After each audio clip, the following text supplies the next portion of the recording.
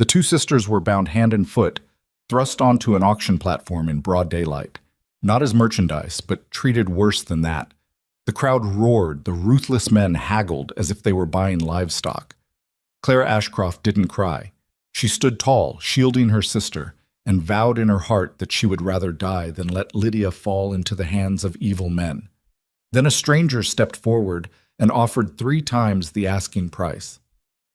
This story will change the way you think about courage forever. Comment the city you're watching to let me know how far the story has progressed, and subscribe to the channel so you don't miss the next part. The morning it all fell apart began quietly enough.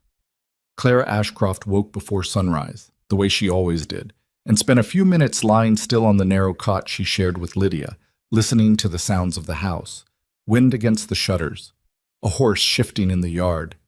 Somewhere down the road, a rooster calling into darkness that hadn't quite decided to become dawn yet. For a few seconds, half asleep and unbothered, she forgot everything that had happened over the past 3 months. Then it came back. She sat up slowly. Lydia was still sleeping beside her, her dark hair loose across the pillow, her breathing shallow and quick the way it got when she was dreaming something that upset her. Clara watched her for a moment, then swung her legs off the cot and stood. The house around them wasn't their house anymore. It hadn't been for 6 weeks. The creditors had come on a Tuesday with documents stamped in red ink and a county sheriff who apologized twice and looked at the floor the whole time. Their father's name had been on debts Clara hadn't even known existed, loans taken against the land, against the livestock, against the house itself, stacked up quietly over years while she and Lydia had believed they were getting by. The debts hadn't been hidden from cruelty. Their father had been ashamed. He died of a fever in February without telling either of them the full shape of it, and the full shape turned out to be ruinous. They'd been allowed to stay in the house while arrangements were made. That was how the sheriff had phrased it. Arrangements. It took Clara 2 weeks to understand what arrangements meant in Black Hollow, frontier territory, where the law moved slowly and the men who held notes on other people's property moved fast. Victor Crane held most of their father's debt. He was not a man who forgave things. The auction was set for a Wednesday, which Clara would later think was a strange choice.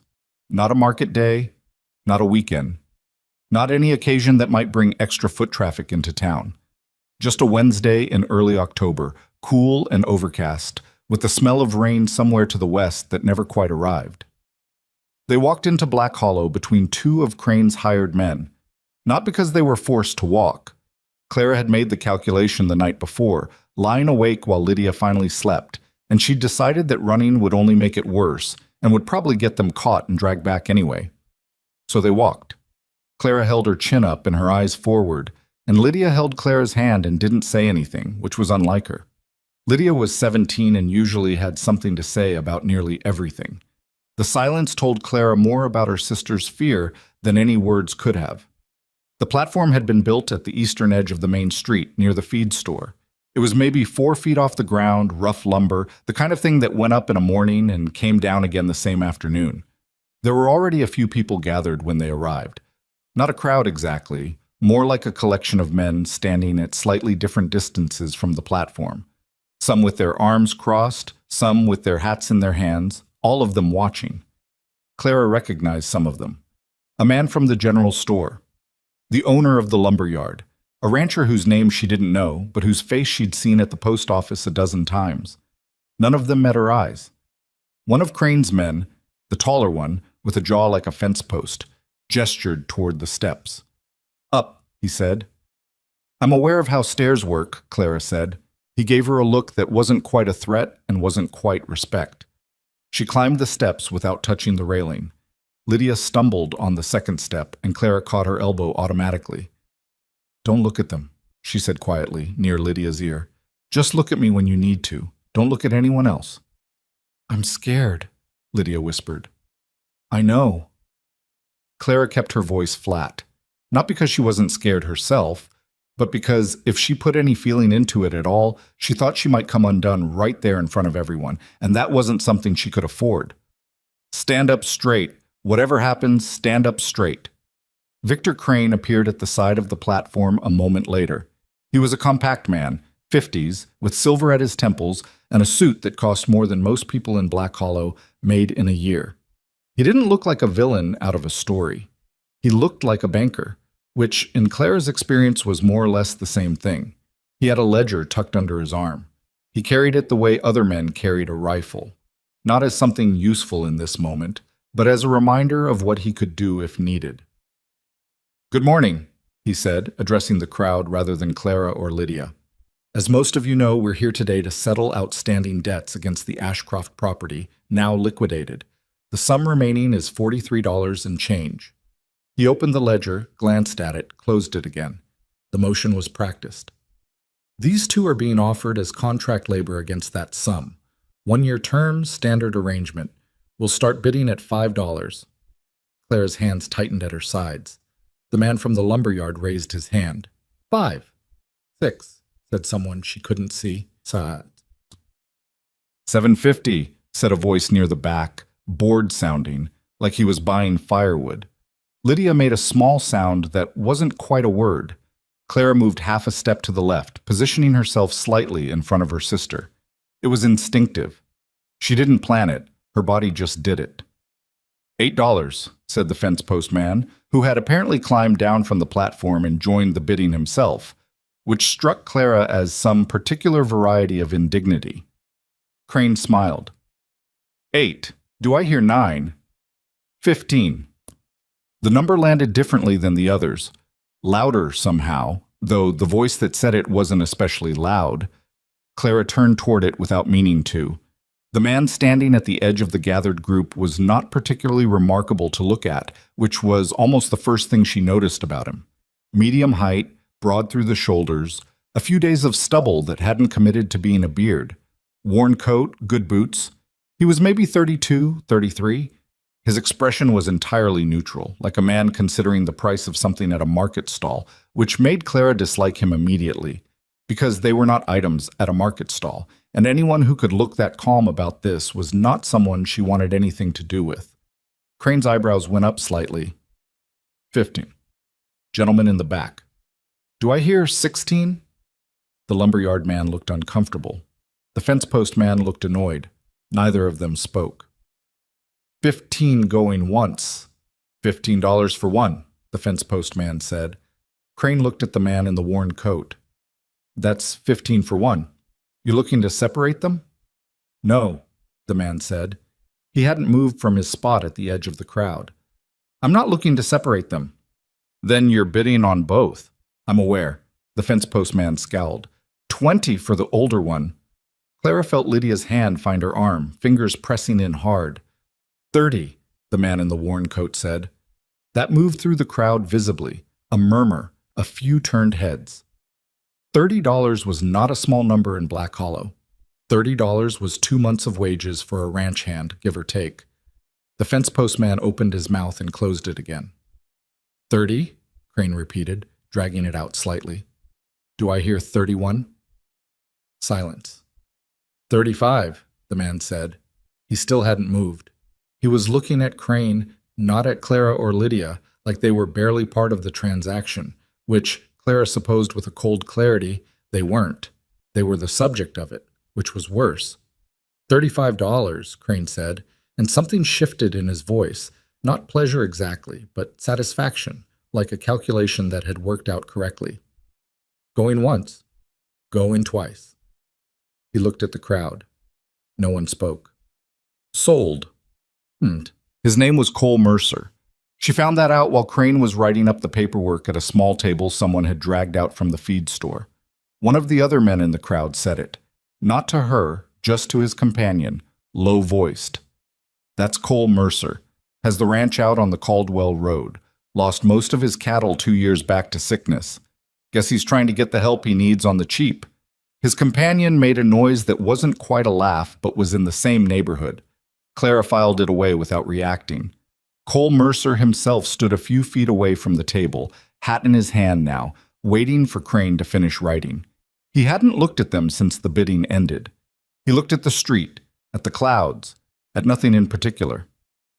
Sign here, Crane said, pushing the ledger toward him.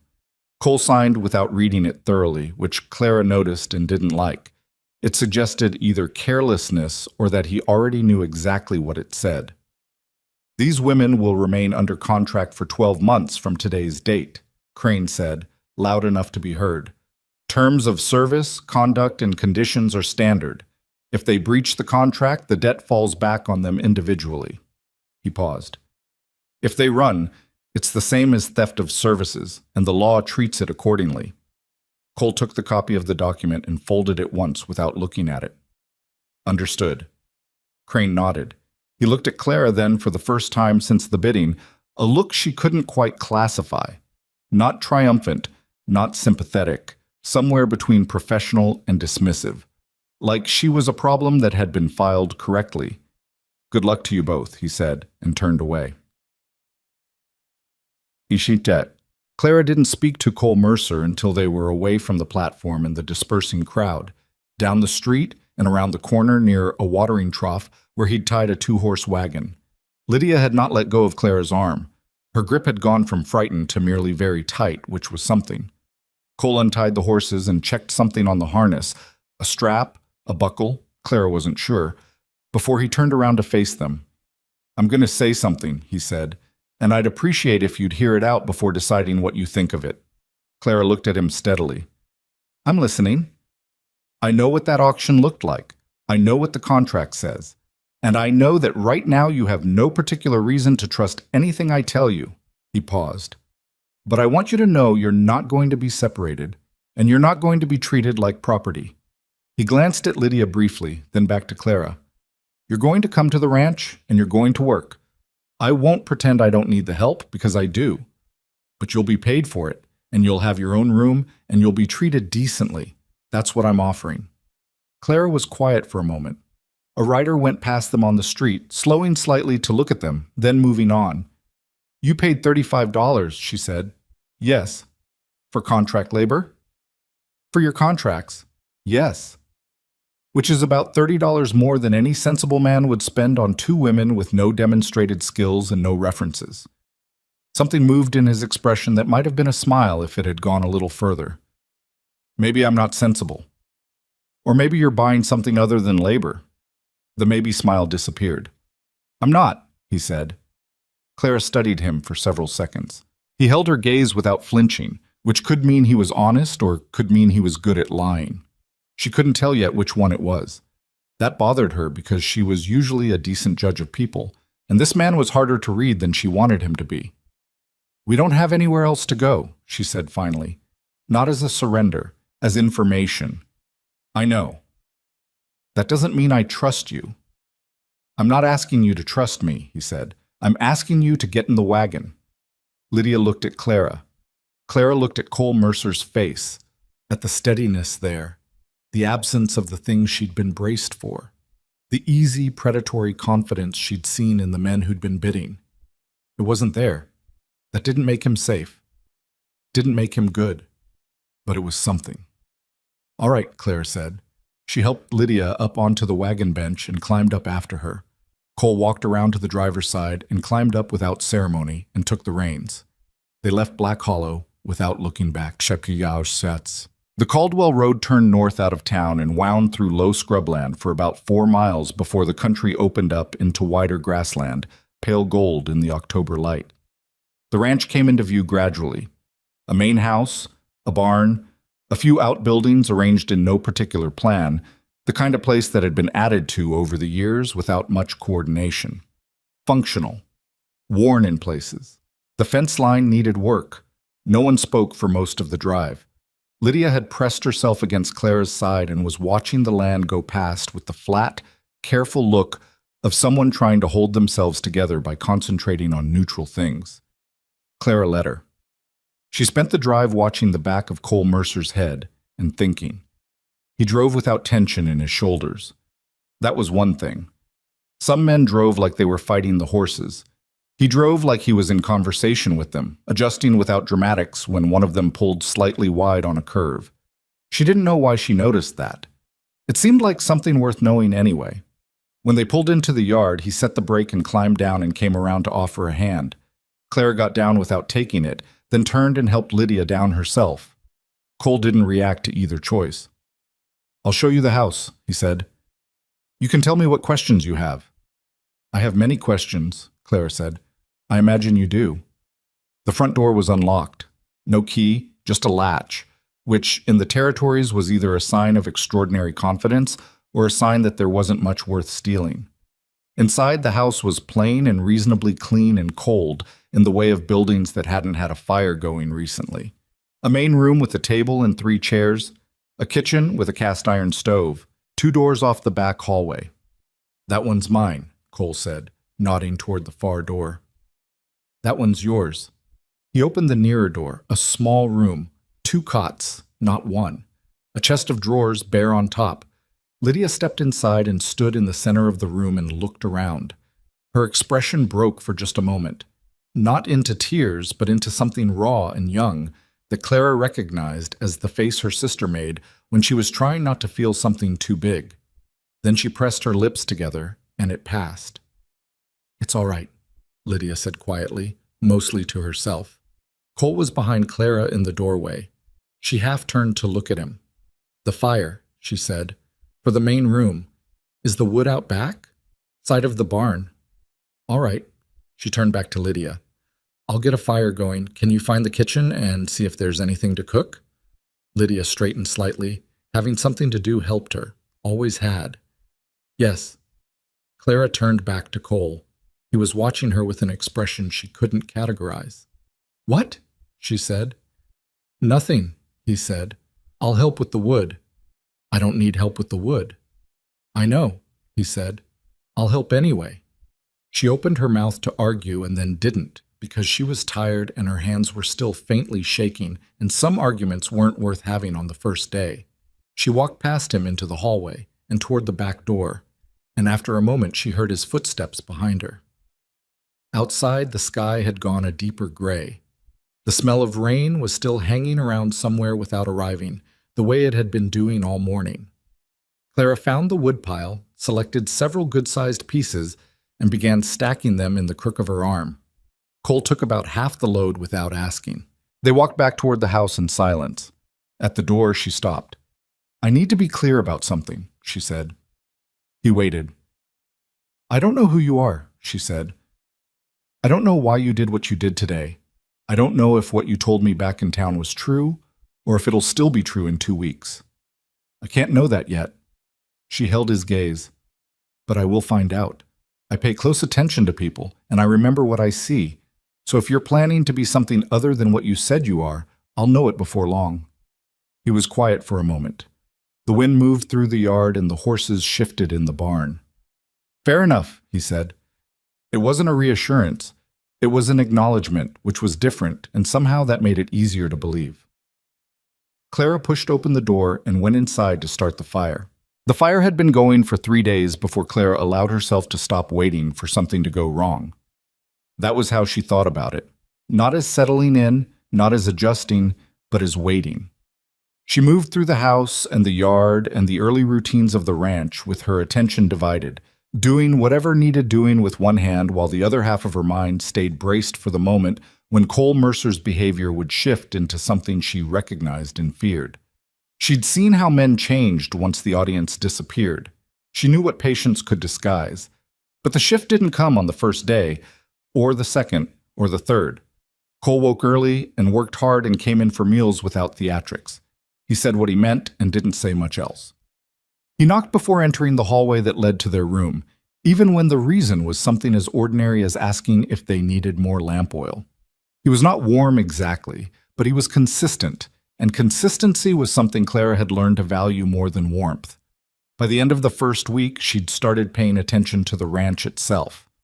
What she found was a mess, not in the physical sense, though the barn needed work and one of the fence lines had clearly been patched 3 times with different materials, and the whole thing ought to be replaced properly. The real mess was in the books. Cole kept his records in 2 ledgers, one for cattle and one for expenses. And they were the work of a man who understood ranching but had no patience for numbers. Entries were skipped, dates were wrong, there were at least 2 payments listed twice, and 3 that appeared to be missing entirely. She found the ledgers on the shelf behind the kitchen table on the fifth morning when Cole was out checking the water line, and she sat down with them and didn't get up for 2 hours. When he came back in, she was still at the table. He looked at the ledgers, then at her, then hung his coat on the hook by the door. "Those aren't for guests to go through," he said, but his voice was even rather than sharp. "I know," she said. "You're missing $41 in unlogged feed expenses, and you've been double paying the East Pasture lease for 8 months. He was quiet. "That's $41 that isn't accounted for anywhere in here," she continued, "which means either you've been paying for feed out of your personal money and not tracking it, or someone's been billing you twice and pocketing the difference. And the lease, that's another $24 you've paid that you didn't owe." Cole pulled out the chair across from her and sat down slowly. "You figured all that from one morning with those books? They're not complicated books. They're just badly kept." He looked at the ledgers for a long moment, his jaw set in the particular way she'd come to recognize as him thinking something through rather than being angry. "The feed supplier is a man named Garrett. He runs the store on the south end of town. I'd want to see his receipts against your records before I accused anyone of anything." "No," he said. "I think you're right. I've had a feeling about Garrett for a while." He exhaled. "And the lease? That was an honest mistake, I think. I don't have a head for the numbers side of it." "I do," Clara said, and left it at that. She didn't ask permission to continue with the books. She didn't offer a formal arrangement or wait for him to suggest one. She simply kept doing it, and he let her, and somewhere in that unremarked exchange they arrived at an understanding that neither of them put into words. Lydia, meanwhile, had found her own way to make herself necessary.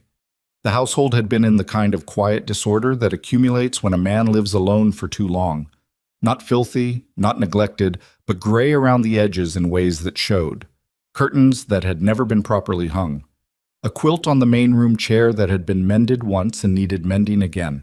A rag rug near the front door that had been turned the wrong way, so the worn part was face up. Lydia noticed all of it within the first 24 hours and began, quietly and without announcement, doing something about it.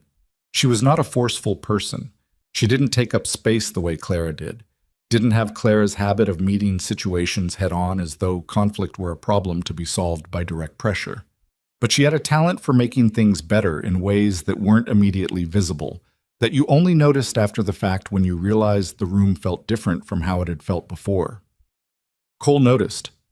Clara could see him noticing, the way he'd pause sometimes in the main room in the evening with an expression like a man trying to identify something he couldn't quite name. "You don't have to do all this," he told Lydia one evening, coming in to find her reworking the hem on one of the kitchen curtains. Lydia looked up at him. "I know I don't have to," she said pleasantly. "I like it. It's extra work. It's the kind of work I'm good at." She turned back to the curtain. "That's not the same as extra." Cole looked at Clara across the room, like he wasn't sure what to make of that answer. Clara shrugged slightly.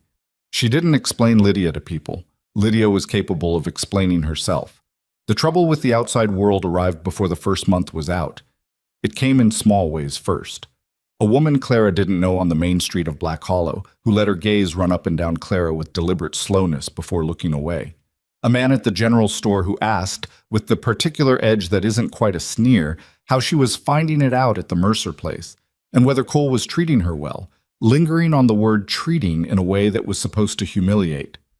Clara bought what she'd come for, and walked out without giving him what he was looking for, but the interaction sat in her chest for the rest of the afternoon. The gossip had a shape to it that she recognized quickly enough. 2 women, no family, bought at auction and taken out to a lonely ranch by a bachelor rancher. The story told itself, and the frontier didn't tend to give women the benefit of the doubt when the story was that obvious. It didn't matter that the story was wrong. What mattered was that it was easy to believe and satisfying to repeat, and both of those things gave it a longer life than the truth. She didn't tell Cole about most of it. There was no point in telling him about the look on the street or the tone in the store. Those things weren't problems he could fix, and laying them at his feet felt like asking for something she hadn't decided she wanted to ask for yet. She did tell him about Margaret Holt. Margaret Holt was the wife of the man who ran the Black Hollow Courier, which was the closest thing the territory had to a newspaper. A 4-page sheet that came out twice a week. and which most people used primarily to wrap things. What Margaret Holt ran, as far as Clara could determine, was the town's opinion of itself, which was more powerful and considerably less regulated.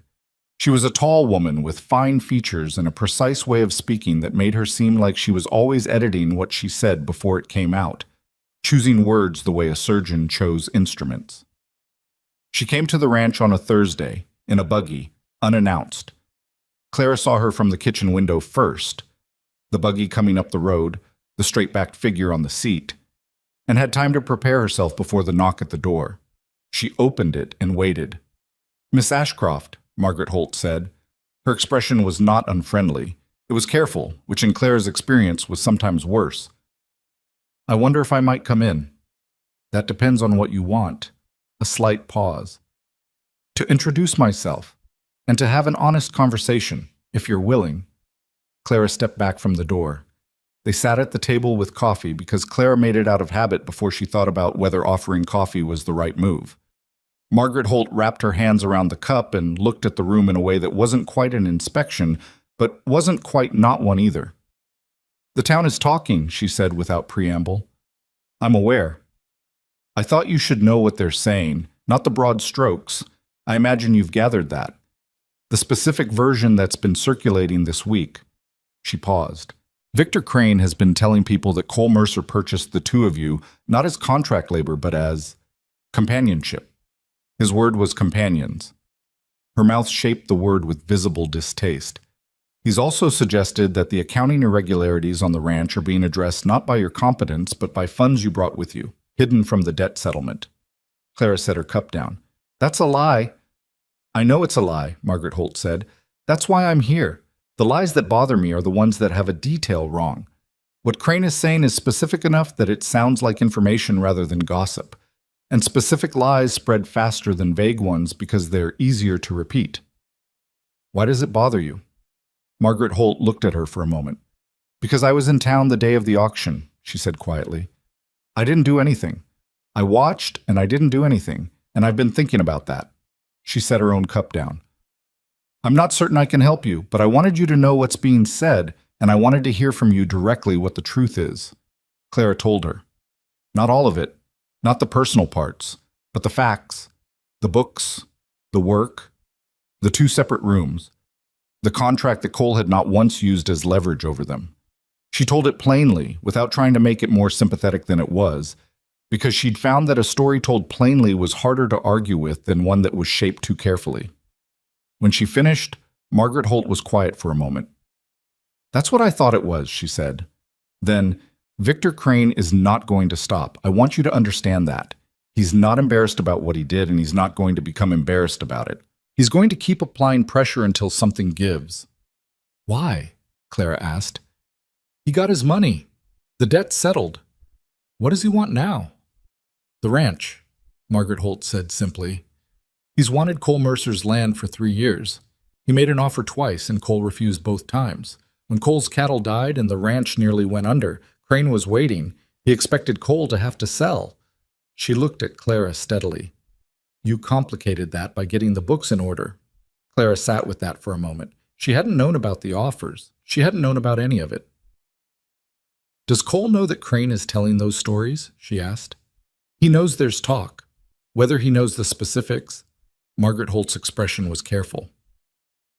"Men in this territory tend to believe that ignoring a problem is the same as not having it. Cole Mercer is a better man than most, but he's not immune to that particular blindness." After Margaret Holt left, Clara stood at the kitchen window for a long time without doing anything. She was still there when Cole came in from the barn an hour before supper, tracking mud through the entryway and stopping when he saw her standing at the window with the cold coffee on the table. "What happened?" he said. She turned around. "I had a visitor, Margaret Holt." Something shifted in his expression. "What did she want?" "To tell me what Victor Crane has been saying about us in town." She watched his face. "Did you know he's been trying to get your land?" A beat of silence. "Yes?" "Did you know he's telling people that I'm not actually doing the books, that I brought hidden money with me and I'm funneling it into the ranch to pay your debts?" Cole's jaw tightened. Not at her. She could read the difference by now. At the situation, at Crane, at whatever was running through his head. No, he said. I didn't know the specifics. He's also telling people that you didn't buy our contracts for labor. I know what they think, he said, and his voice had gone tight. I've been hearing the edges of it, and you didn't say anything. What was I supposed to say? Something, Claire said. Anything. You don't get to decide this only affects you, Cole. It affects me. It affects Lydia. She kept her voice even because she'd learned that even voices carried further than raised ones. I can deal with what people think of me. I've been dealing with worse my whole life, but I need to know what I'm dealing with. I can't fight something if you're not telling me what it is. He looked at her for a long moment. The afternoon light was coming through the west window at a low angle, and it made the room feel later than it was. You're right, he said finally, not graciously, not smoothly, more like it cost him something to say it. I should have told you. Yes, you should have. Another pause. Then, Crane made 2 offers on this land. I turned them both down. He's not a man who takes that kind of thing without finding another angle. I know, Margaret Holt told me. Clara turned back to the window briefly, then turned back to face him. He's using us as the angle. If he can make the town believe there's something wrong happening out here, eventually the pressure on you becomes something you can't sustain. You lose business, you lose goodwill, eventually you can't keep the ranch running without support from people who won't give it to you anymore. Cole was quiet. He's patient, she said, and he knows how this territory works. Reputation isn't just social out here, it's economic. She paused. We need to think carefully about how we respond, not just you, all of us. The word us landed in the space between them in a way she hadn't entirely planned. She saw it register on his face. Not surprised exactly, more like something had shifted. All right, he said. Lydia appeared in the doorway from the hallway, looked at the 2 of them and said, I heard some of that. Is it bad? It's manageable, Clara said, because she needed it to be. Lydia came into the kitchen and picked up the cold coffee cups without being asked and brought them to the basin. She was 17 and she had been through the auction and the weeks before it and the long, frightened nights in the house that wasn't theirs anymore. And she still had the capacity to pick up cold cups and move toward the next practical thing, and sometimes that was the most extraordinary thing Clara had ever seen. We should eat, Lydia said. Whatever we're going to figure out, we should eat first. So they ate.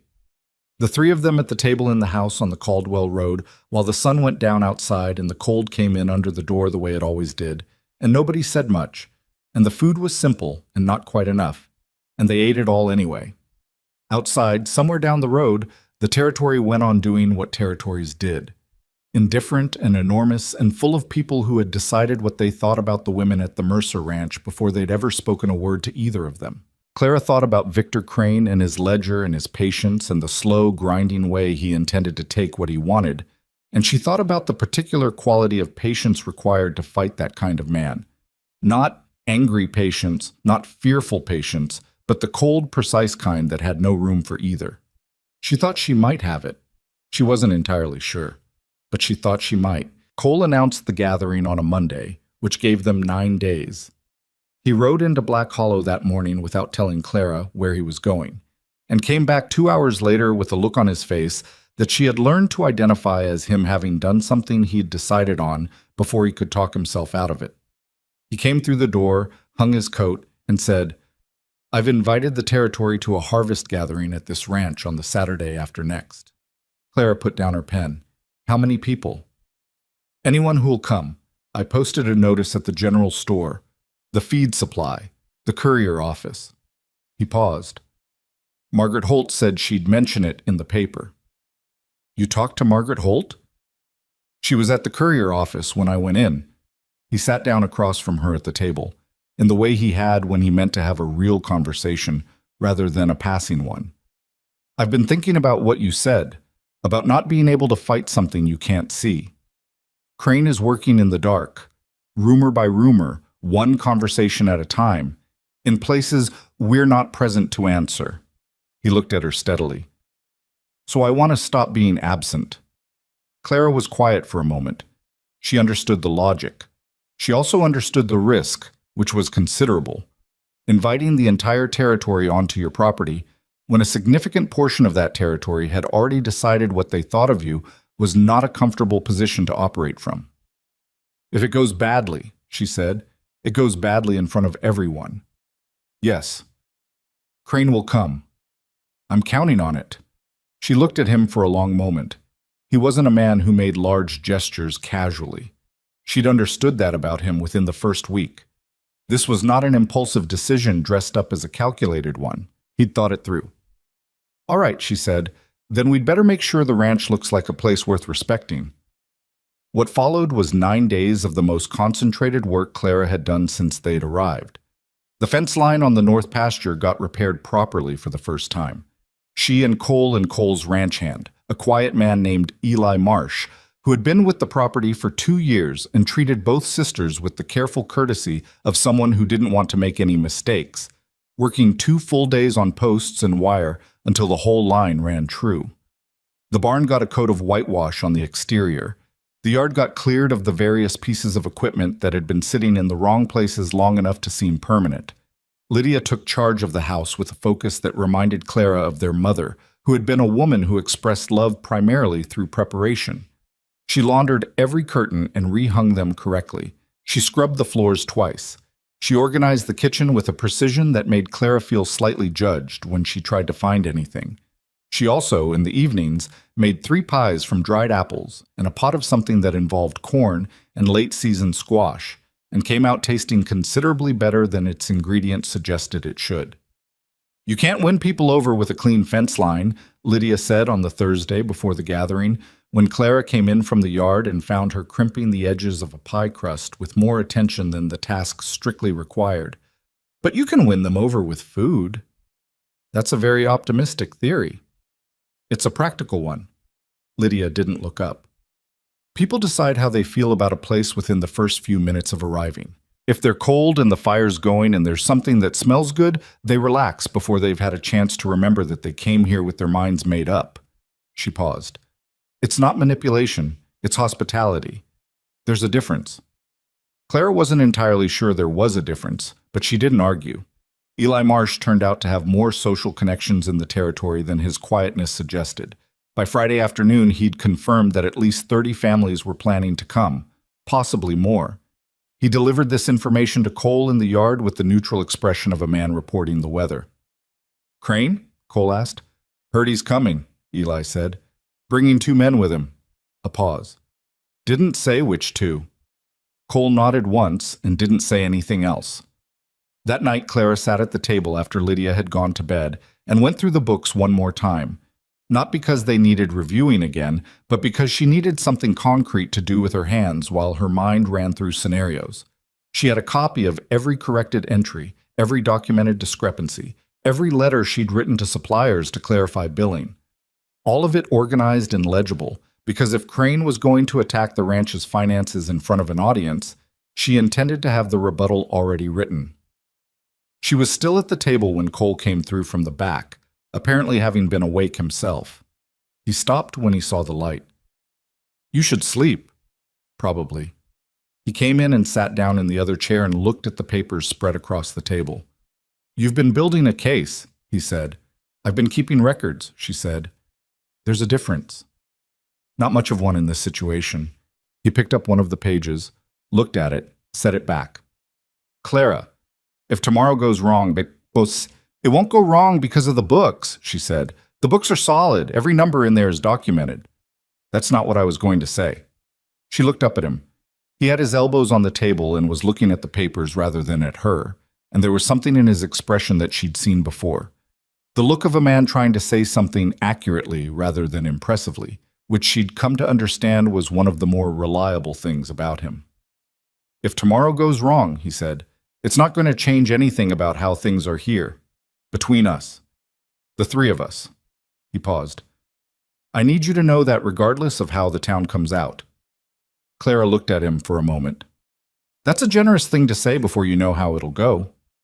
"It's just true," he said without drama about it. She held his gaze for a beat, then looked back down at the papers. "Go to sleep, Cole. Tomorrow's going to be long." He was quiet for a moment. Then he got up and went to bed, and she sat alone for another hour with the lamp and the ledgers, and eventually she went to bed too, and slept fitfully, and woke before dawn feeling like she'd been awake all night. The gathering started arriving before 9 in the morning. Claire had thought the number 30 sounded large in the abstract, and then the first 3 wagons came up the road within 10 minutes of each other, and she revised her understanding of what large meant. By 10 o'clock, there were people she'd never seen before standing in the yard, children running between the outbuildings, horses tied along the fence line in a row that stretched almost to the road. The territory, it turned out, would show up for a free meal in a clear October day, regardless of what it privately thought about the host. Lydia moved through the gathered crowd with a kind of easeful confidence that Clara found both admirable and slightly baffling. She introduced herself to women she'd never met, remembered children's names after hearing them once, found the precise tone of warmth that was genuine enough to feel real and measured enough not to seem like a performance. Within an hour, she'd identified the 3 women who ran the territory's informal social network, not Margaret Holt, who operated at the level of public opinion, but the women below that layer, the ones who shaped what people said in kitchens and after Sunday meetings, and had quietly attached herself to their conversation with a naturalness that Clara could only marvel at. Clara did not have that gift.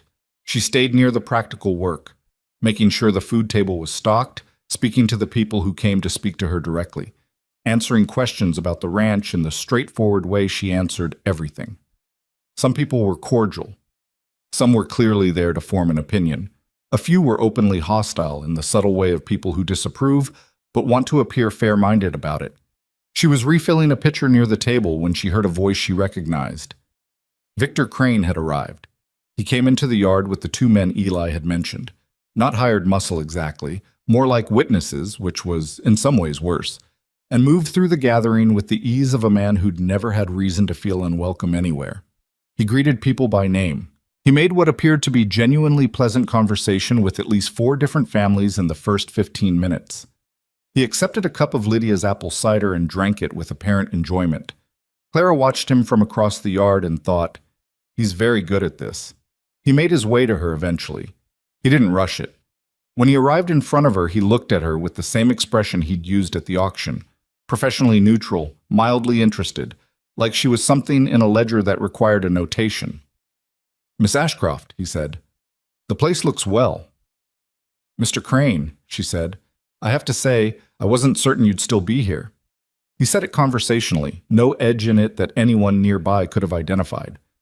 "Many women in your situation find the isolation difficult." "I'm not isolated," Claire said. "There are about 50 people in this yard." Something moved in his eyes that might have been appreciation if it hadn't been something less friendly. "So there are." He moved on before she could decide whether to say anything else. She watched him go and felt the cold, focused quality she'd been cultivating for weeks settle more firmly into place. Cole found her 20 minutes later, near the barn. "He's here," Claire said. "I saw him. He's working the crowd, slowly. He's going to find his moment." She looked at Cole. "When he does, don't let it be a private conversation. Whatever he says, make sure people can hear." Cole nodded. He looked across the yard at the gathered families, the children, the men in their work coats and the women in their good dresses, and something in his expression was harder to read than usual, not nervous. Something more like resolve with an edge of grief in it, the look of a man who was about to do something necessary that he hadn't wanted to have to do. "I know what I need to say," he said. "Good. Some of it is about you. I should have told you that before now." She looked at him. "What do you mean?" "I mean that what I'm going to say, it's going to be specific about what you've done here, what it's meant." He met her eyes. "I wanted you to know it's coming." Clara was quiet for a moment. Then she said, "All right." Victor Crane made his move at midday when the gathering was at its fullest and the noise had settled into the comfortable murmur of a crowd that has been fed and has begun to relax. He positioned himself near the water trough where the natural flow of conversation tended to cluster, and he said something to the man standing next to him at a volume that was precisely calculated, loud enough to carry to the 4 or 5 people immediately nearby, quiet enough to seem like it wasn't meant to. It's remarkable what a clever woman can accomplish when she has access to a man's finances and no oversight, was what Clara heard from 8 feet away. The people nearest him heard it too. She saw it register. The slight stiffening, the angled looks. Cole was on the far side of the yard. Clara watched him change course when he heard it, moving toward the water trough with the steady, unhurried pace of a man who had already decided what he was going to do and didn't need to rush. He stopped in the space near Crane, and the people around them went quiet in the instinctive way of crowds that sense something shifting.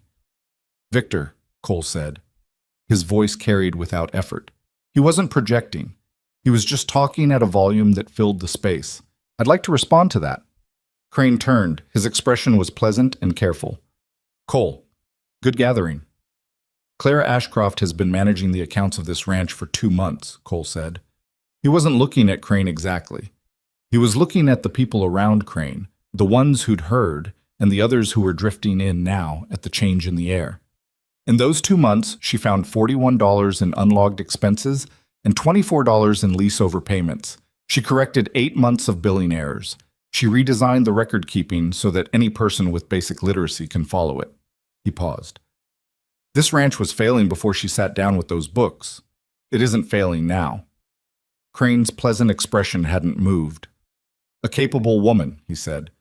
"The question some people have asked is what she might be receiving in return for that capability." "The question some people have asked," Cole said, "is one you've been encouraging people to ask. I think most of the territory knows that." A silence. Not complete. The gathering went on around them, children still running, horses still shifting along the fence. But close. Crane smiled.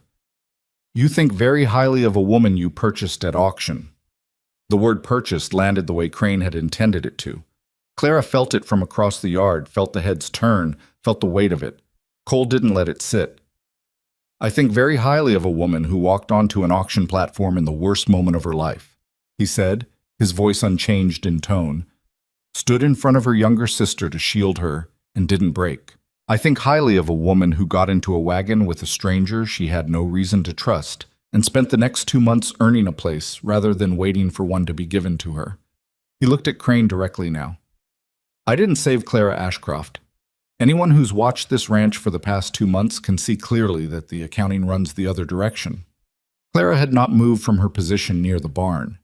She became aware that Lydia was beside her, had appeared there at some point without Clara noticing, and was watching the scene at the water trough with the focused stillness of someone who has learned to read rooms. Crane took one more pass at it. "A generous characterization. The terms of the contract remain—" "The terms of the contract," Cole said, "have never once been raised as anything other than the legal arrangement they are. Ask Eli Marsh. Ask Margaret Holt, who came to this ranch and spoke with Clara directly." He looked around the gathered crowd with the kind of ease that came from being certain of what he was saying. "I'm not asking this territory to take my word for it. Come and look at the books. Ask the sisters what their situation is. Judge what you see." Crane was quiet. For the first time since Clara had encountered him, the pleasant expression had gone somewhere else and left his face looking like what it actually was, a calculation that had come up short. Margaret Holt, who had been standing to the left of the water trough, at a distance that Clara now suspected was not accidental, said clearly and without particular heat, "I can speak to what I observed when I visited the ranch, if anyone is interested." 2 women near her said yes, they were interested. What happened next was not dramatic. It was not a sudden shift in the crowd, not a wave of applause or a moment of collective revelation. It was slower and quieter than that, and more real. People moved toward Margaret Holt. Others found Eli Marsh. A woman Clara didn't know came to stand beside her near the barn and said without preamble, "That man has been after my husband's property for years. I'm glad someone finally said it out loud." Clara looked at her. "I'm glad too," she said. Crane left within the hour. He didn't announce his departure. One moment he was there, and then his wagon was moving down the road, and the 2 men he'd brought were with him, and no one made a point of noting it. The gathering went on for another 3 hours. People ate and talked and let their children wear themselves out in the cold autumn air, and somewhere in the middle of that ordinary afternoon, something changed in the way the crowd moved around Clara. Not dramatically, not with any single moment she could have pointed to.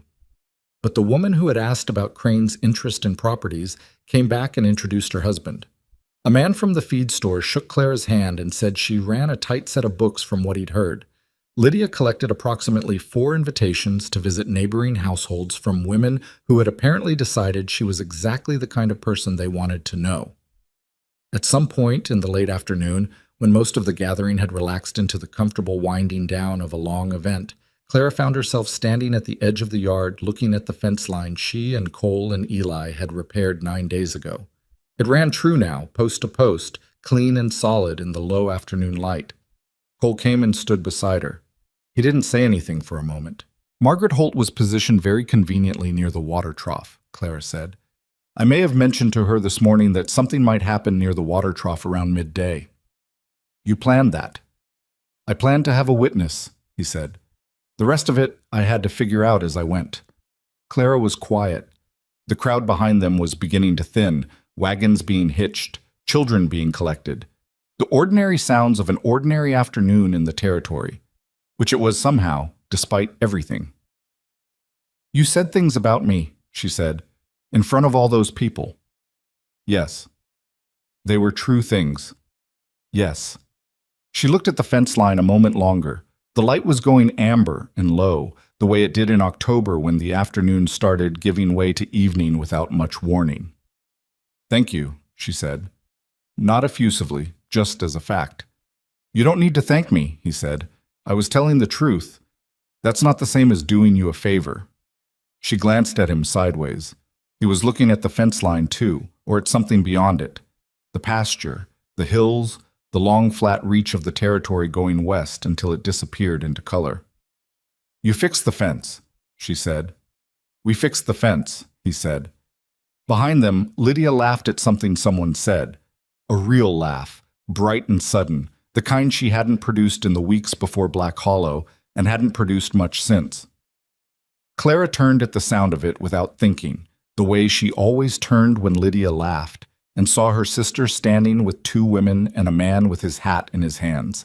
And the group of them were laughing together in the way of people who have unexpectedly found each other good company. Clara turned back to the fence line. Something had shifted today, she knew. Not completely, not permanently, not without the possibility of further difficulty. Victor Crane was not finished, or at least she had no evidence that he was. The territory had a short memory for reversals and a long one for the stories it found satisfying, and today's gathering was one version of the story, and Crane had another version, and the two would keep competing for a while yet. But something had shifted. She stood there in the cooling afternoon with the sounds of the gathering behind her and the fence line in front of her, and she let herself feel it. Not as victory, not as safety, but as ground. Solid ground under her feet after months of standing on something that moved. It was enough for now. The gathering changed things, but not all at once and not without friction. That was the reality of it. Not the clean reversal that Clara had half allowed herself to hope for in the days immediately after, but a gradual, uneven shift that moved like water finding its level, slowly and by degrees. Some families from the gathering came back around in small ways. A nod on the main street that hadn't been there before. An invitation from one of Lydia's new acquaintances to share a meal that was offered and accepted without ceremony. The woman who had mentioned Crane's interest in neighboring properties sent her husband by the ranch with a side of cured pork and no explanation beyond a handshake and the words, "Good day you through, Mercer?" But Crane was not finished. Claire had known he wouldn't be, and she was right. He didn't come at them directly again, not after the gathering. What he did instead was quieter and more persistent, the way a man applies pressure when he knows that a frontal assault has failed but time is still on his side. There were questions raised at the county land office about the accuracy of the East Pasture lease documentation. Not accusations, not formal complaints, just questions delivered through a third party, requiring Cole to produce records and correspondence going back 3 years. It took 2 full days and cost him a trip to the county seat that he couldn't really afford to make in the middle of autumn work. Clara went with him, not because he asked her to, but because she had the records and she could present them more clearly than he could, and he knew it and didn't argue. The county land officer was a man named Prentice, dry and methodical, who looked at Clara's organized documentation with the expression of someone who had been expecting a thinner file. He spent 40 minutes going through it. Cole sat beside Clara and let her answer the questions, which she did with precision and without embellishment. And when Prentice finally looked up and said that everything appeared to be in order, Cole nodded once and said, "It is."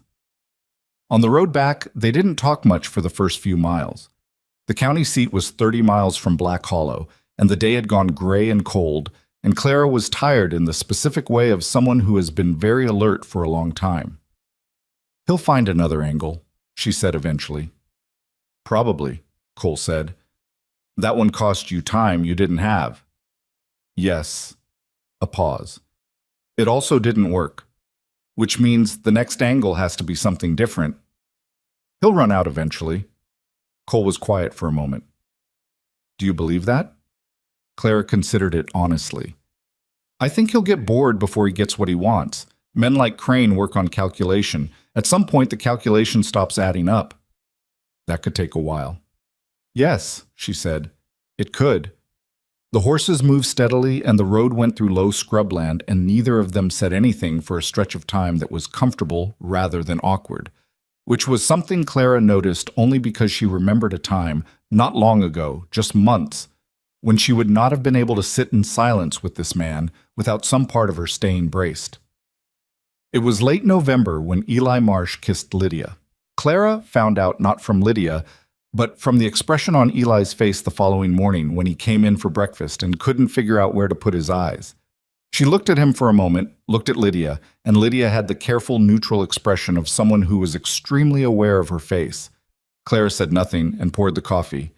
After Eli went back out, Lydia sat down at the table and wrapped her hands around her cup in the way she had when she was thinking about how to say something. "I wasn't going to hide it," Lydia said. "I know you weren't. It just happened. We were in the yard and he was showing me how to check the water line pressure and he just—" She stopped. "He asked permission first. He was very serious about it." That sounded right, from what Clara knew of Eli Marsh. "What did you say?" "I said yes." A pause. "Is that terrible?" Clara looked at her sister across the table. Lydia was 17, and she had been through more in the past year than most people managed in a decade. And she was sitting at this table in this kitchen, in this house that had become something approaching a home, with a look on her face that was tentative and hopeful and very young. "No," Clara said. "It's not terrible." "You don't seem—" Lydia searched for the word. "Happy about it." "I'm not unhappy about it," Clara said, which was as close to the truth as she could get. The truth was more complicated.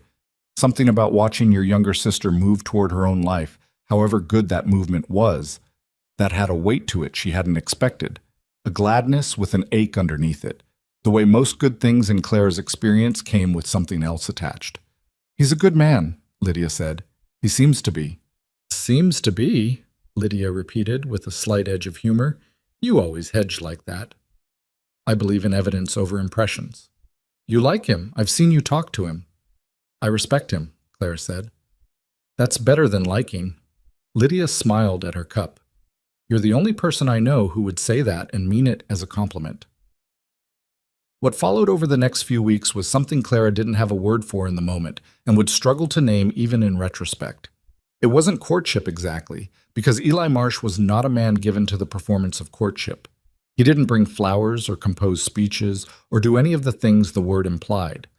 What he did was show up, consistently, in ways that were useful rather than showy, fixing the hinge on the kitchen door that had been sticking for weeks without anyone asking him to, quietly ensuring that Lydia's duties during the heavy autumn workload didn't extend to the most physically punishing tasks, appearing at her elbow in the yard with the kind of natural unobtrusiveness that was either very considerate or very practiced, and in Eli's case, Clara gradually concluded it was the former.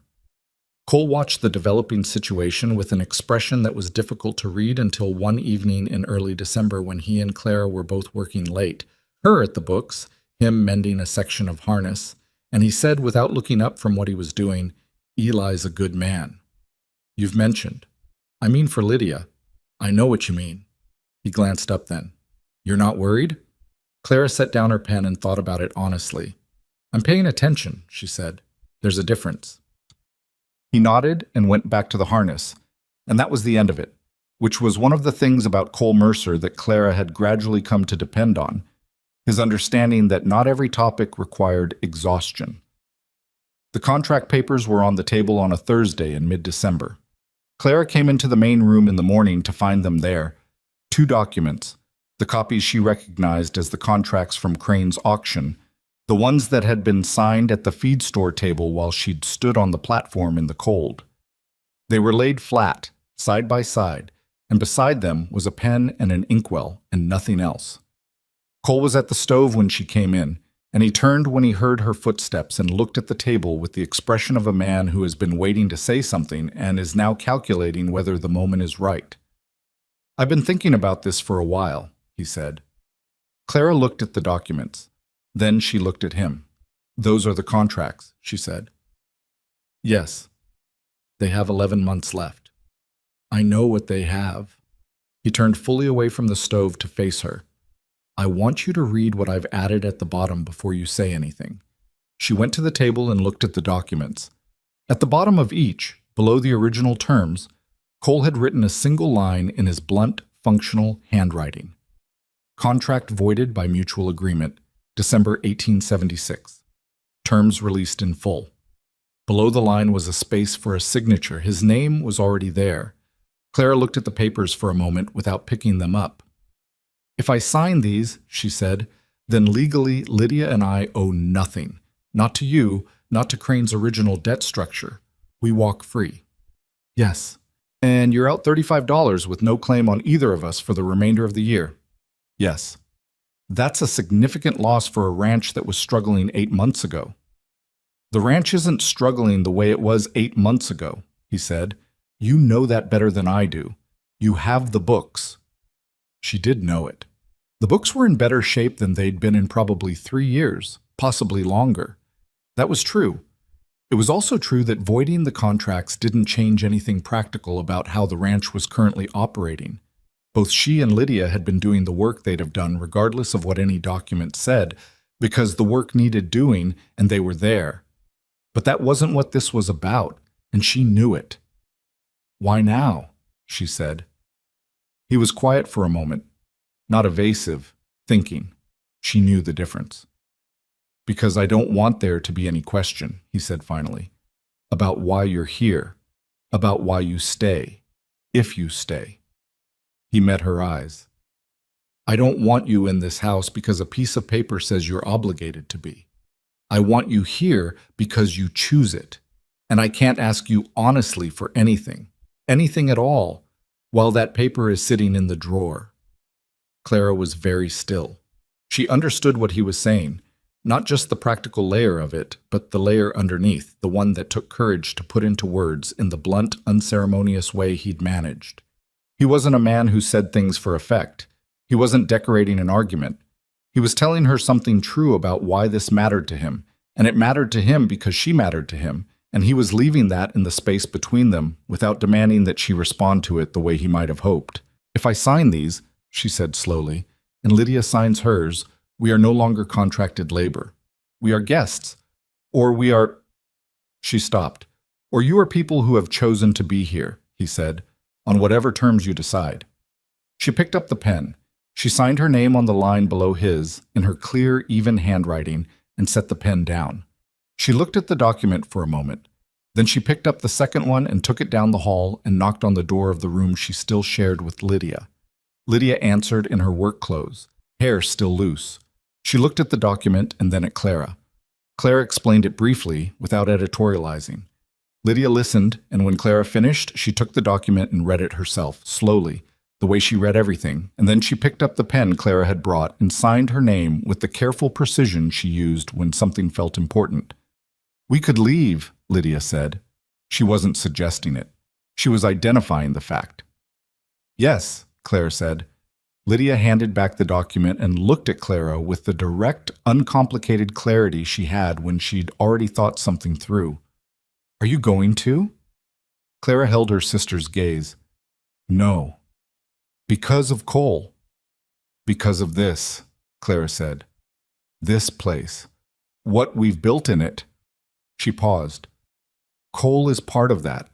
Lydia nodded slowly, like something was confirmed rather than revealed. He's been in love with you for months, she said. I thought you should know, in case you hadn't noticed. I'd noticed. I know you'd noticed. I'm just saying it plainly so we don't have to dance around it. Clara almost smiled.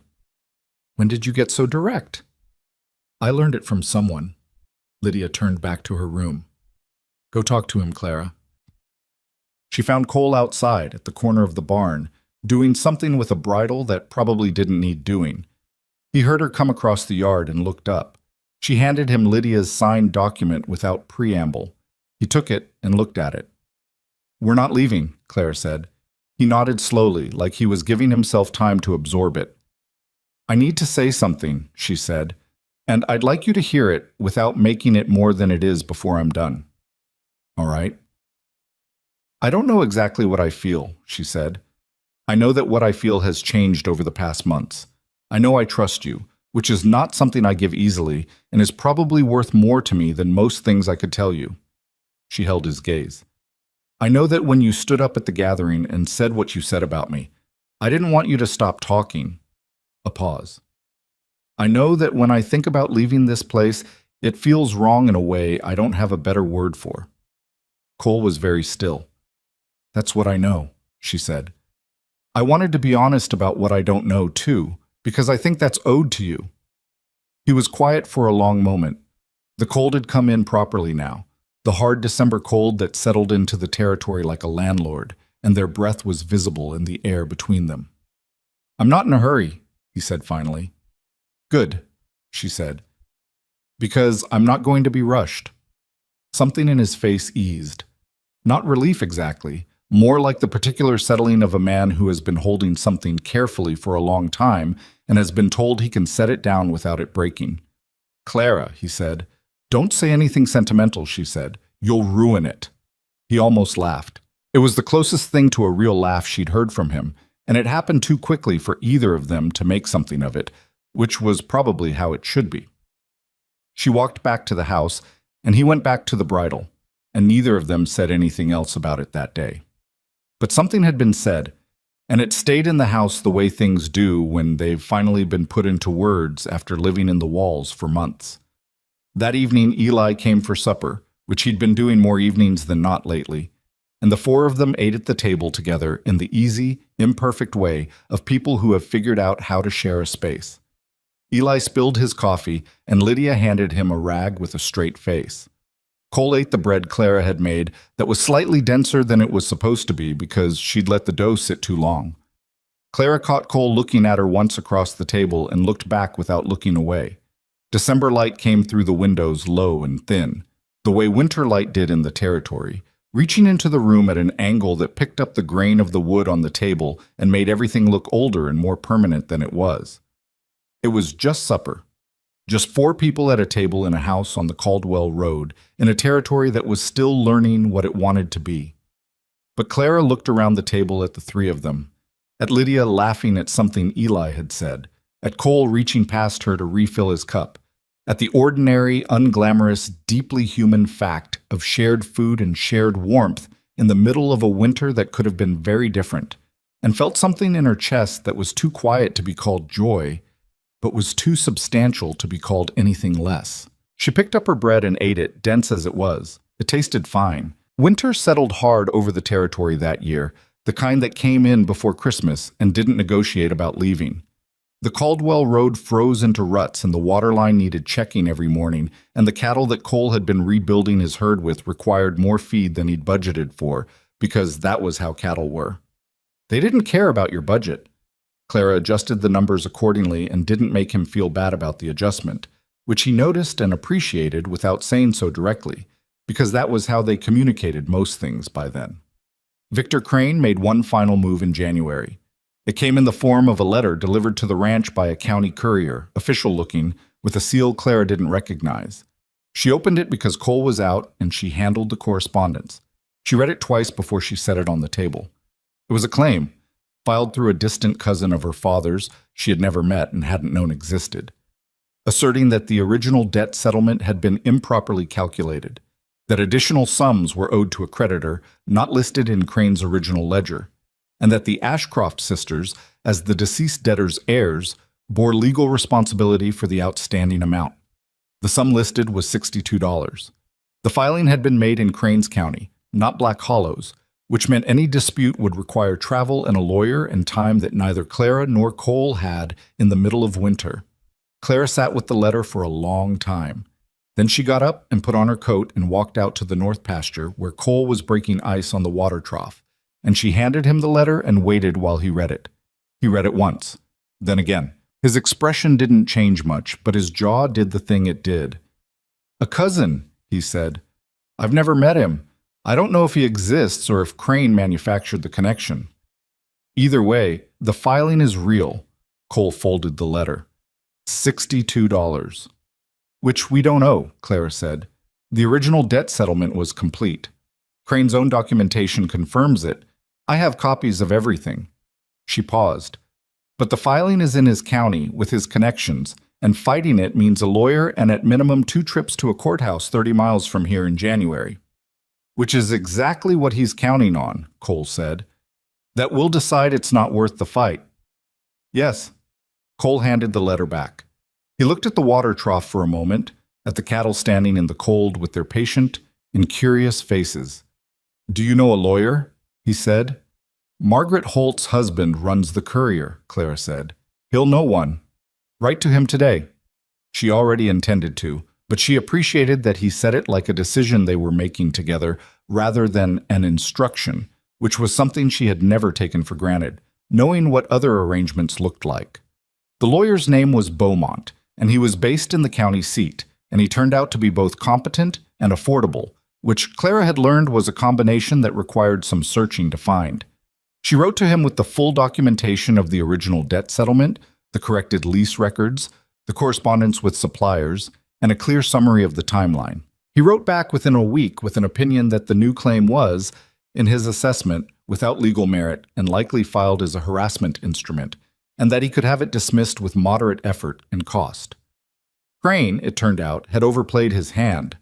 What Beaumont found in reviewing the original filing was that the cousin's documentation, the record supposedly establishing his claim as an additional creditor, had a date discrepancy. One document was dated 3 weeks before a notarization that was supposed to have preceded it. It was the kind of error that happened when paperwork was manufactured in a hurry, when someone was confident enough in their position that they stopped being careful. Beaumont brought it to the county judge, who had apparently already formed opinions about Victor Crane's methods over the course of years that Clara and Cole had not been present for. The claim was dismissed in February. Crane was formally cautioned against filing instruments without evidentiary foundation. The letter informing them of the dismissal arrived on a Wednesday. Clara read it at the kitchen table and set it down and sat quietly for a moment, and then she got up and made coffee. Cole came in from the barn and she handed him the letter, and he read it and set it on the table, and they stood in the kitchen with the coffee going, and neither of them said anything, because there wasn't much to say. The thing was over. Not with fanfare, not with any particular moment of triumph, just a judge's notation and a letter in Clara's careful files, and the quiet that comes after something has finally stopped. "He won't try again," Cole said. "Probably not," Clara said. "The dismissal is public record. Another attempt would be more embarrassing than the last two." "You think he's embarrassed?" "I think he's practical," she said. "He ran a calculation and the calculation finally stopped working. That's more persuasive to a man like Crane than anything else would be." Cole poured his coffee and sat down. "What do you want to do today?" It was a simple question, an ordinary question for an ordinary Wednesday in February on a ranch in the territory. Clara thought about it. "The East Ledger needs updating," she said, "and I want to walk the south fence line before the next snow." "I'll come with you," he said. "On the fence line." "I know," she said. They got married in April, when the ground had softened enough to suggest that winter was genuinely finished rather than just resting. It was not a large ceremony. Clara had no interest in performance, and Cole would have been embarrassed by one. But it was witnessed, because after everything, being witnessed mattered to her. Margaret Holt came. Eli and Lydia came. Lydia in a dress she'd made herself from fabric she'd been setting aside since December, in a way she thought Clara hadn't noticed. The couple from down the road, whose name Clara had finally learned, Harold and Ruth Pickett, came with their 3 children, 2 of whom spent the entire proceeding chasing each other around the yard before Ruth collected them with the resigned efficiency of long practice. A handful of families from the gathering came, people whose names Clara knew now and whose faces had become familiar over the months since October. The justice of the peace was a man named Aldous, who was 70 if he was a day and got slightly confused about the order of things, but recovered gracefully and produced the essential document in the end. Cole held Clara's hands during the proceeding, and she let him, which was not nothing. She was not naturally a person who let people hold her hands, and Cole knew that. When it was done, Ruth Pickett cried, which nobody had expected, including Ruth. "I'm not sure why I'm crying," Ruth said, to no one in particular, pressing her handkerchief to her eyes. "Because it's a good thing," Lydia told her gently, and handed her more handkerchief. After, there was food. Of course there was food, because Lydia had been cooking for 2 days. And the small gathered company ate in the main room and in the yard in the thin April sunshine. And it was loud and not particularly elegant, and the children knocked over a pitcher of cider that nobody had moved in time, and Cole cleaned it up without comment. Clara sat on the bench outside the front door with a plate she wasn't eating from and watched all of it. Lydia sat down beside her. "You're doing the watching instead of being in it thing," Lydia said. "I'm being in it," Clara said. "I'm in it right here. You know what I mean." She did know. It was something she'd done her whole life. Positioned herself at a slight remove from her own experiences, watching them as they happened, as though observation were safer than participation. She'd done it the day of the auction, and she'd done it in the wagon on the Caldwell Road, and she'd done it a dozen times in this house and yard over the past 6 months. It was not something she'd ever found easy to stop. "I'm happy," she told Lydia, as a test of saying it out loud. Lydia looked at her sideways. That didn't sound entirely convincing. "I'm working on it," Clara said. "I'm not practiced at it." Lydia took a piece of bread from Clara's untouched plate and ate it. "Cole keeps looking over here," she said. Clara glanced across the yard. He was talking to Harold Pickett about something. Cattle, probably, or fence, or the price of feed, the things men at ranches talked about. But his eyes moved to Clara as she looked, and stayed there for a moment before going back to Harold. "He does that," Clara said. "It's not a bad thing for a husband to do," Lydia said. "No," Clara said. "It's not." She got up and went across the yard toward him, not because Lydia had nudged her to, but because she wanted to, which was still a thing she had to notice separately from other things. That she wanted to, that the wanting was real and not performed, that it hadn't been built on debt or obligation or the absence of alternatives. It had been built on 6 months of winter mornings and corrected ledgers and a fence line they'd fixed together and a gathering in October and a conversation in a barn in December. All of it accumulated the way real things accumulated, without design or ceremony, just day after day, until one day you looked up and it was there. She came and stood beside him, and Harold Pickett said something polite about the wedding and moved away with the social grace of a man who understood when 3 was a crowd. Cole looked at her. "You all right?" "Yes," she said. "I was watching." "I know you were." "I'm done watching now." He held out his hand, not ceremonially, just his hand, and she took it in the same way. And they stood in the April yard while around them the small company ate and talked, and the Pickett children resumed their circuit of the outbuildings, and Lydia laughed at something Eli said with the bright, unself-conscious laugh that Clara had been hearing more often since December. This was not a story about rescue. That was the thing that Clara would have said if anyone had ever asked her to explain what the past year had meant. People wanted it to be a rescue story.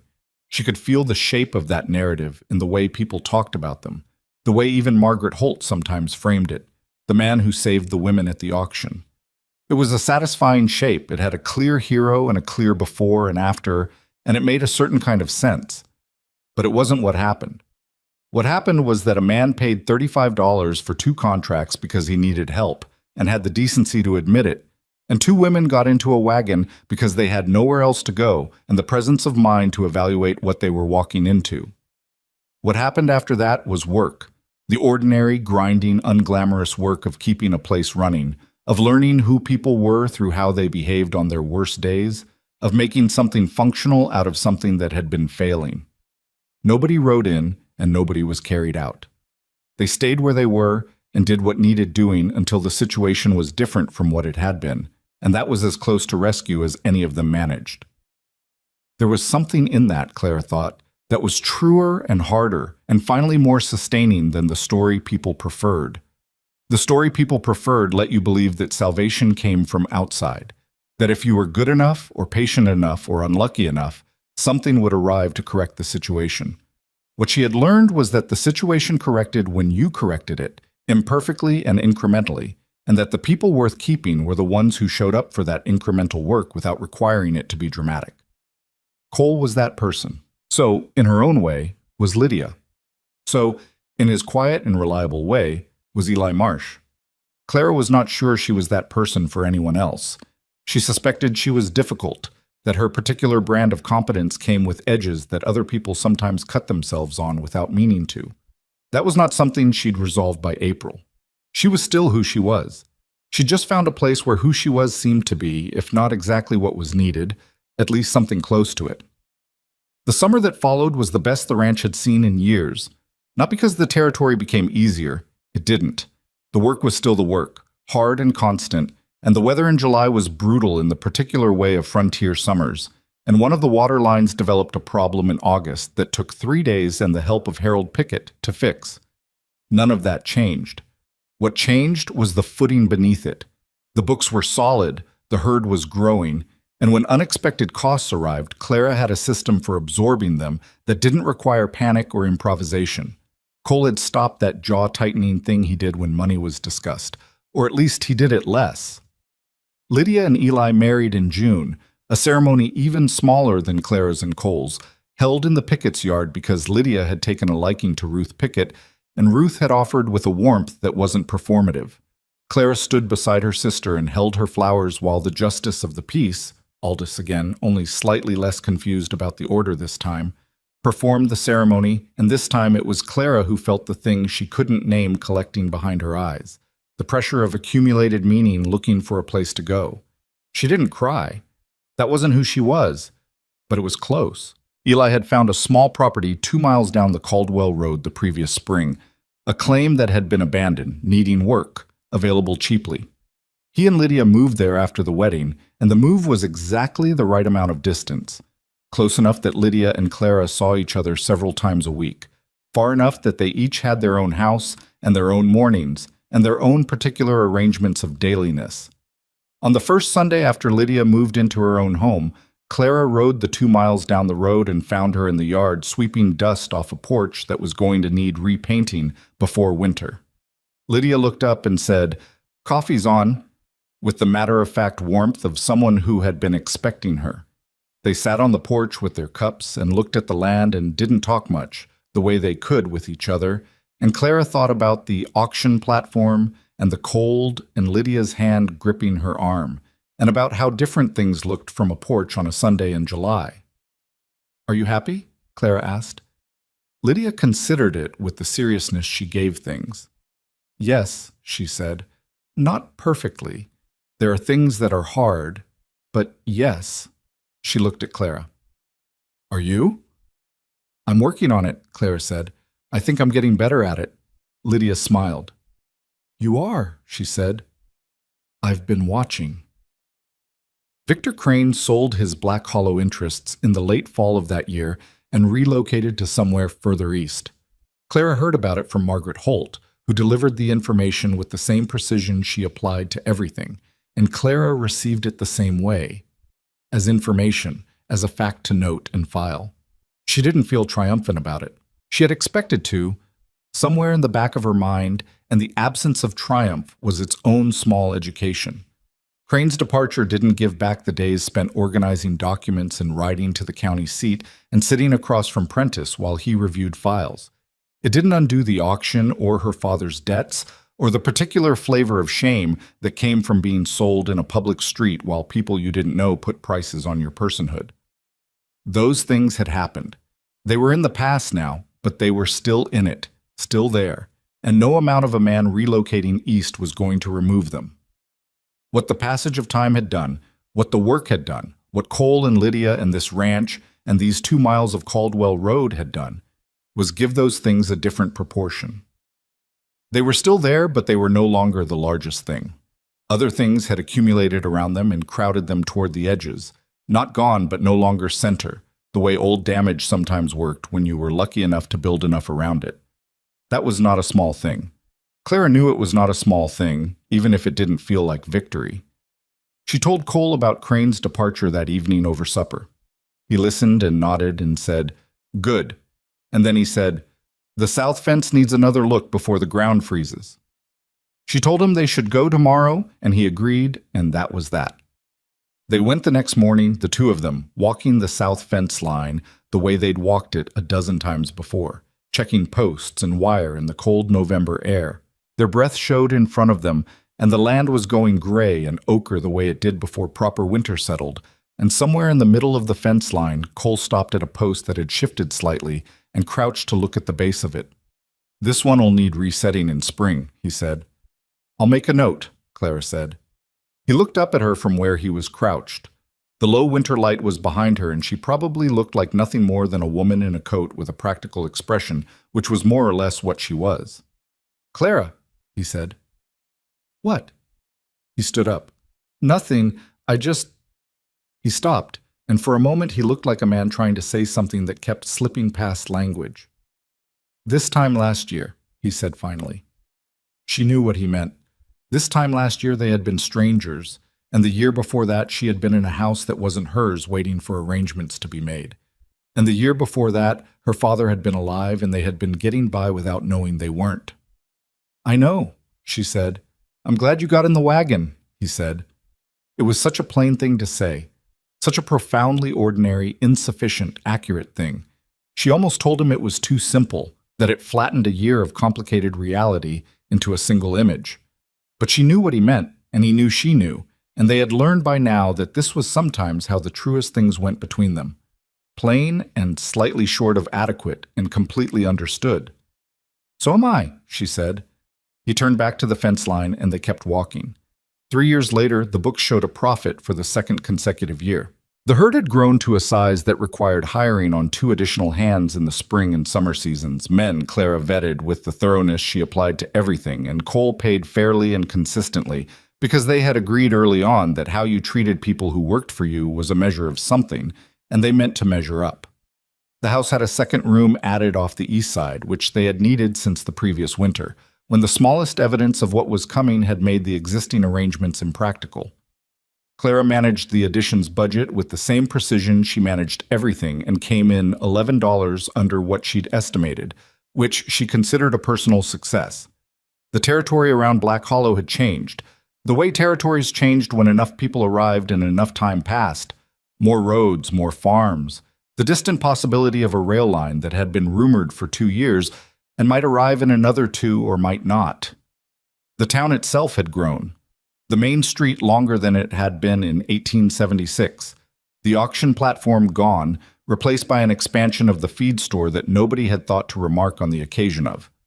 Margaret Holt was still running the Courier with her husband, still shaping what Black Hollow thought about itself, still appearing occasionally at the ranch, with her careful, measuring eyes and her directness that Clara had come to find not threatening, but simply like looking in a particular kind of mirror.